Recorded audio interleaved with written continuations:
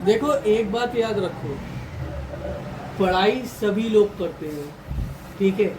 कोई फर्क नहीं पड़ता कोई इंसान कितना इंटेलिजेंट है। तुम्हें लगता है मैं बेवकूफ़ हूँ, दूसरा बहुत पढ़ाई में तेज है, तो ये तुम लोगों की गलत फहमी है। क्यों? क्योंकि तुम लोग कोशिश क्या करते हो, दूसरे से आगे निकलने के चक्कर में, जैसे मान के चलो तुम पढ़ाई में अच्छे हो गए और वो तुमसे कम्पीट करना चाह रहा है, वो नया आया हो या अभी कुछ समय पहले आया हो, तो वो क्या करेगा, कोशिश करेगा रटने की कि मैं जितनी जल्दी याद कर लूंगा आगे निकल जाऊंगा। बच्चों के अंदर होता है भाई, मैं भी पढ़कर यहाँ तक पहुंचा हूँ तो मेरे भी अंदर था। मेरे क्लास में 2 जुड़वा भाई थे, नाम था शिशिर और सुशांत, दोनों जुड़वा थे, पढ़ाई में बहुत अच्छे थे, थ्रू आउट फर्स्ट क्लास रहते थे। मैं बहुत कोशिश करता था रटकर आगे निकलने की, कभी नहीं निकल पाया। फिर आखिरकार मेरे समझ आया कि पता नहीं ये लोग पढ़ाई कैसे करते होंगे, मेरे तो समझ के बाहर है। फिर धीरे धीरे क्या होता है, जब बच्चा आगे नहीं निकल पाता है तो उसकी हिम्मत टूट जाती है, डिप्रेशन में चला जाता है। मेहनत कर रहा है, मार्क्स पूरे नहीं मिल रहे हैं, डिप्रेस हो जाएगा। तो डिप्रेस आप अपने कर्मों से हुए हो, क्योंकि आपने पढ़ाई को रटने का मतलब समझ लिया।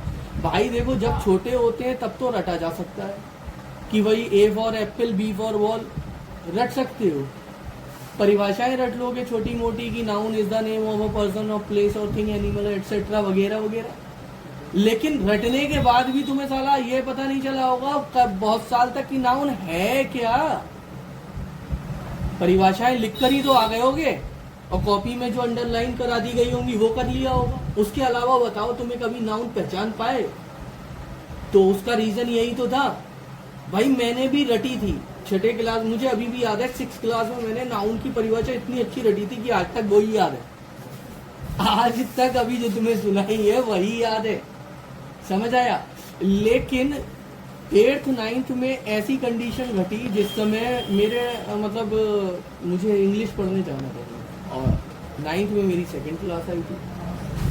तो जब इंग्लिश के टीचर के पास बात करने गए पेरेंट्स, और उन्होंने क्लियर होना कर दिया था।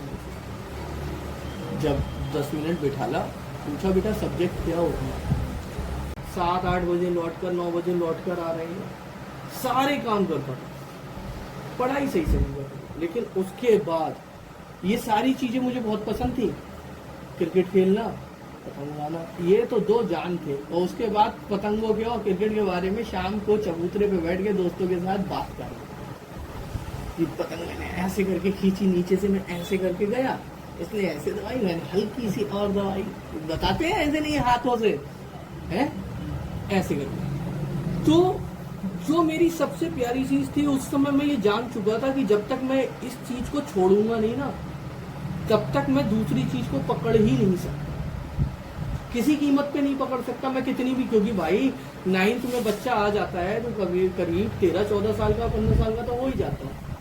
अब जवानी कुल मिला के साला है 28 साल की या 30 साल की, भाई 25 साल पे शादी हो जाती है, 25-26 साल की, 15 साल आप गुजार चुके, बचे 10 साल, और 10 साल में अभी कम से कम 6-7 साल की पढ़ाई बाकी है आपकी, तो बचे ही कितने, 3-4 साल।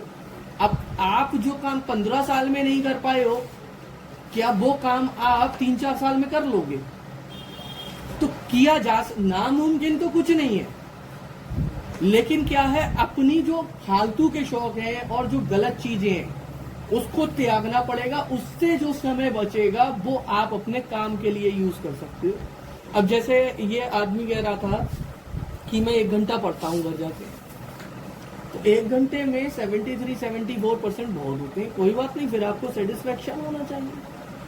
और अगर आपको चाहिए 95 की भाई मेरे 97 आए, 10 घंटे भी पढ़ने की जरूरत नहीं है, मैं ये नहीं कह रहा। आप शुरू के 1 महीने थोड़ा अच्छा कर दो। दूसरी बात देखो, पहली बात 97 क्या, आप 98% भी ले आओगे, लेकिन तब ला सकते हो जब टीचर को आप पूरा समय दो और टीचर से आपको टीचर ने जो चीज दी है उस चीज को आप कंप्लीट करके लो। अब यहां पर आधे से ज्यादा लोग, पहले बताऊं, पेपर से 1 महीने पहले, कोई 20 दिन पहले, कोई तो अगले ही दिन पेपर होता है किसी का, है कि कोई अगले ही दिन पेपर है, सब